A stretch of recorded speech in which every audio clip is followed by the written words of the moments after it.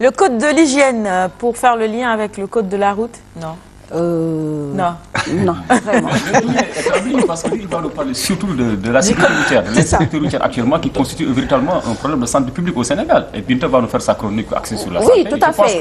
Dans le cadre global de la santé, oui. Oui, c'est bien dit.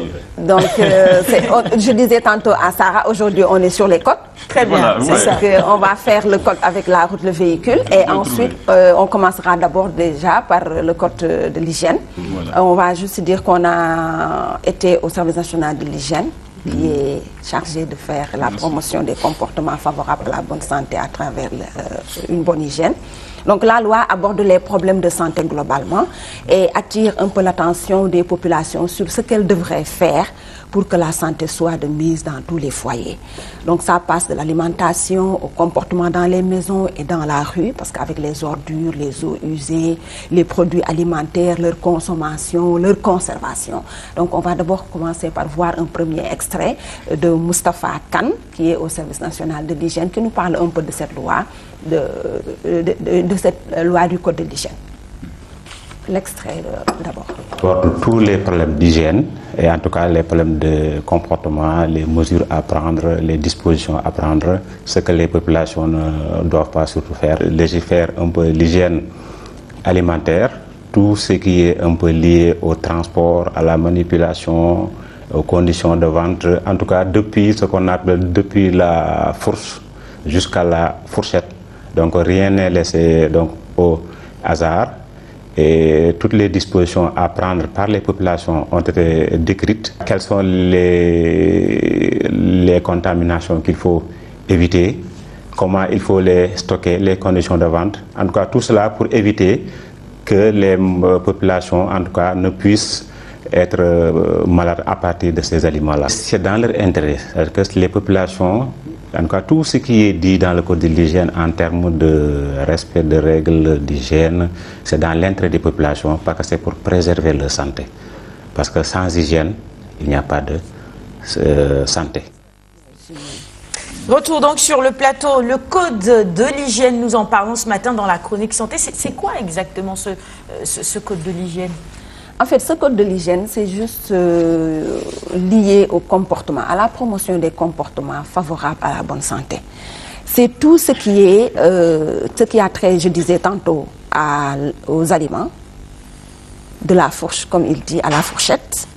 C'est tout ce qui a trait au comportement des populations en termes d'utilisation de matériel adéquat pour les ordures ménagères, pour le stockage. L'utilisation de l'eau, sa javelisation, son stockage, son transport. Mais dans les maisons, avant même la construction, je vois parfois la minute DGID, mais pour construire même une maison, le service d'hygiène, les agents du service d'hygiène doivent donner leur avis pour que l'on puisse comprendre où mettre la fosse, comment mettre la fosse, mais aussi comment faire de sorte que le lieu soit aéré et que les rayons solaires puissent y entrer. C'est pour cela qu'il est important de mettre les agents d'hygiène sur la question de la construction. Dans le code de l'hygiène aussi, on a une partie qui est liée à une bonne communication que l'on doit avoir avec les populations. Parce qu'on sait que derrière chaque population, on ne peut pas mettre un agent d'hygiène. Ce n'est pas possible de le faire. Mais il est possible d'amener les populations à prendre d'elles-mêmes les responsabilités par rapport à ces comportements qui peuvent nous amener à avoir une bonne santé liée à l'eau, liée à la consommation des aliments, au stockage de l'eau, de boissons que nous consommons, aux ordures ménagères de la maison au dépotoir et aussi de nos fosses septiques que nous construisons de façon vraiment un peu désordonnée. Oui, et qui fait que parfois quand il pleut, tout est dehors, hein, ça se remplit. Il y en a qui en profitent d'ailleurs pour vider leurs fosses. Quand il pleut, oui, ça aussi c'est très vrai. Mais moi je ne savais pas qu'il y avait un code de l'hygiène. Qu'en est-il des dispositions qui sont prises justement pour l'application de cette loi ou de ce code? Vous savez, le service national de l'hygiène ne travaille pas seul. Le service national de l'hygiène travaille aussi avec les services de l'environnement pour que ensemble l'on puisse arriver à une bonne application de ce code de l'hygiène. Le service d'hygiène également, pour l'application de ce code d'hygiène, implique le maximum les populations. Parce qu'on voudrait faire le maximum possible pour un peu respecter ce qui est dit. Ce que vous faites pour moi, sans moi, vous le faites contre moi. Donc, on a vu depuis longtemps, chaque fois, la répression était devant.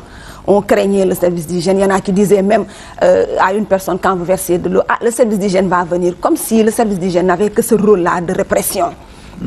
Avec le code de l'hygiène, c'est un dialogue qui va être instauré entre les populations et les services compétents du service national de l'hygiène, les agents de l'hygiène. C'est un apprentissage de comportements favorables à l'utilisation de l'eau, des comportements favorables à la gestion des ordures dans les foyers, de comportements favorables à la gestion des eaux usées. C'est cela que le code de l'hygiène veut faire promouvoir. On a vu aussi que dans nos artères, on voit des produits qui sont vendus, dont les dates de péremption, la conservation posent parfois problème. Et dans le code de l'hygiène, il y a des dispositions qui sont prises pour que ces aspects-là soient pris en compte, pour que ces populations-là, les populations comprennent que consommer certains aliments nous donne des maladies. Et pas que. Observer certaines règles d'hygiène aussi. Par exemple, à Saint-Louis, il paraît qu'actuellement, il y a la conjonctivite qui sévit. Ça aussi, c'est lié à l'hygiène. C'est lié à l'hygiène. On l'a dit à la première émission ici, c'est le lavage des mains. Le lavage des mains est un geste essentiel pour lutter contre beaucoup de maladies, dont la conjonctivite. Et quand on a les mains propres, même quand on les met dans les yeux, on ne porte pas de maladie. Quand on a les yeux malades et qu'après on se lave les mains régulièrement, on n'en transmettra pas aux autres. Donc ça aussi, c'est également des comportements dont la promotion est faite par le code également de l'hygiène. Oui, on va regarder le deuxième élément qui revient justement sur les dispositions prises pour l'application de la loi, du code notamment de l'hygiène. Il dit à cibler un certain nombre de domaines, les conditions de vente, les conditions de préparation, ainsi de suite. Comment l'hygiène du milieu aussi doit être préservée. En plus de l'application du code de l'hygiène, nous sommes en train de mettre en place un plan de communication. Tous les ménages n'avaient pas de poubelle réglementaire. Que la poubelle soit fermée pour empêcher que des insectes, en tout cas, puissent s'introduire et sortir. Il faut que la poubelle soit lavable, parce que c'est des ordures, il faut de temps en temps l'entretenir. En zone urbaine, où il y a l'égout qui existe, il faut simplement que les maisons puissent se brancher à l'égout. Mais si vous allez dans la zone périurbaine, il y a ce qu'on appelle les systèmes autonomes, où chaque ménage essaie d'avoir soit une fosse septique, une latrine, une fosse étanche, pour en tout cas mettre les eaux usées et les vider de manière régulière. En zone rurale, où tous les ménages ont des systèmes autonomes, nous développons ce que l'on nomme maintenant l'assainissement total piloté par la communauté.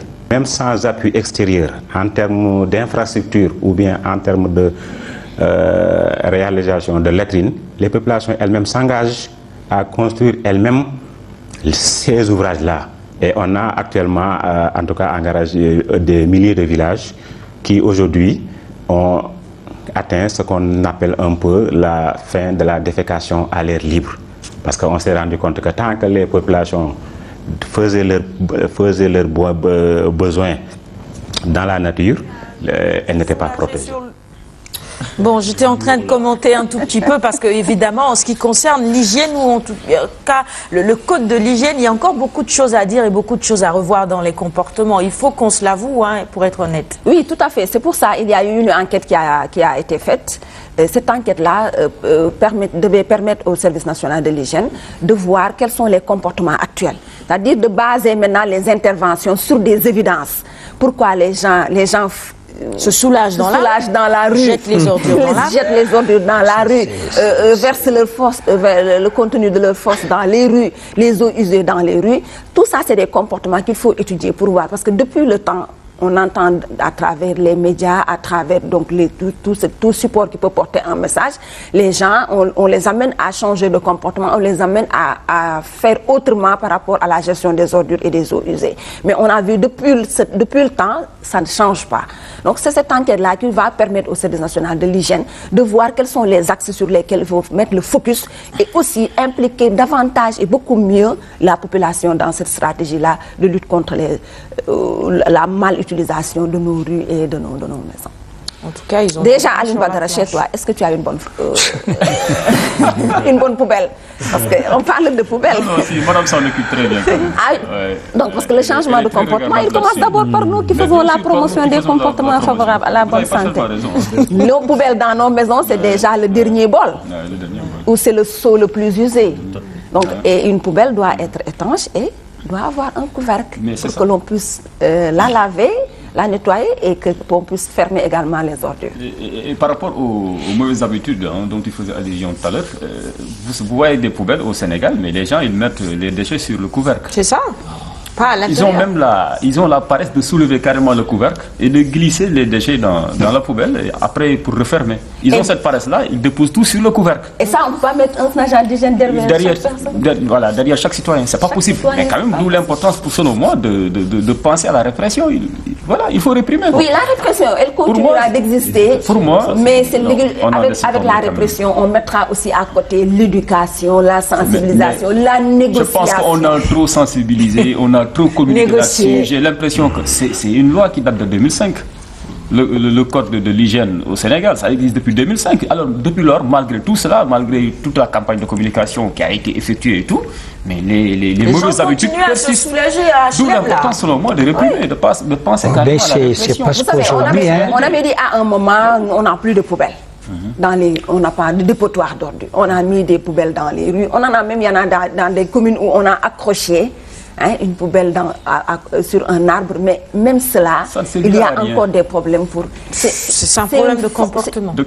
Qu'il faudra commencer maintenant, depuis l'école, depuis les daara. C'est ça, je crois. Pour moi, c'est une question de comportement. Et chaque fois qu'on emprunte la transgambienne, là, une fois en territoire gambien, vous ne verrez pas un Sénégal jeter une peau de banane. Alors là, c'est... C'est à l'intérieur du Sénégal. Mais une fois la frontière franchie, les mauvaises habitudes reprennent. Pourquoi? Parce que de l'autre côté, on réprime. Ici, il y a un laisser-aller. Oui, mais vous savez, même au Sénégal, les foyers que vous réprimez aujourd'hui, dans 2 mois, vous repartez, vous allez encore réprimer. Mais c'est parce qu'aujourd'hui, on n'a plus peur de l'agent d'hygiène. On n'a plus peur de l'agent d'hygiène parce que c'est des gens qui étaient assez craints à l'époque. Mais maintenant, les populations n'ont plus peur de ces agents d'hygiène qui viennent pour contrôler. En fait, je me dis, il y a également un autre aspect. Avant, on n'avait pas autant de population que maintenant. On est plus nombreux, c'est vrai. On est plus nombreux. Les déchets d'avant ne sont plus nos déchets d'aujourd'hui. C'est ce que me disait, vous savez, ma grand-mère, elle disait, chaque fois qu'on disait, on a trop de linge à la maison, elle dit, mais c'est normal, avant on mettait un pantalon et une chemise, maintenant on met un pantalon à l'intérieur, un caleçon, sous la chemise, comment est-ce qu'on dit encore? Un sous-vêtement. Maintenant, on se met également une casquette, des chaussures, des chaussettes, etc. Donc, de plus en plus aussi, on fabrique beaucoup d'ordures. Question de mentalité. Comportement. Donc, il faut que les comportements changent. Pour moi, c'est ça. Non, il faut absolument que ça change. Il y en a qui en parlent, mais dans la réalité, ça ne se traduit pas en termes de comportement. Le Sénégal fait à peine 14 millions d'habitants. Le Sénégal, vous prenez le Japon, c'est presque plus de 100 millions d'habitants. Vous ne verrez pas dans les rues de Tokyo, je ne sais pas moi, un bout de papier. Pourquoi au Sénégal, c'est depuis les rues de Banjul. Les rues du palais, si on laissait faire, les gens allaient déposer des ordures. Tout à fait. Je vous assure. Non, mais continuons d'éduquer et commençons par nos enfants. Commençons par chez nous.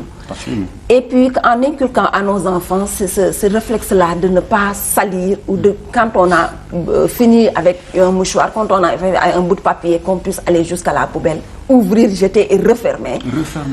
Si on commence par cela, ça va commencer à se globaliser dans la maison, ça va sortir, ça va aller dans la rue.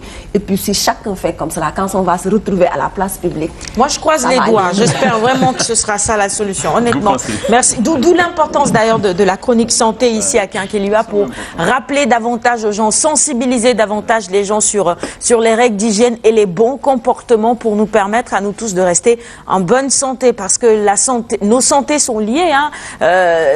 On est tous dans la même société, on vit tous ensemble. Donc si on n'est pas propre, on n'observe pas ces règles d'hygiène, eh bien on s'expose tous au même danger. Merci beaucoup Binta, tous les mercredis sur le plateau.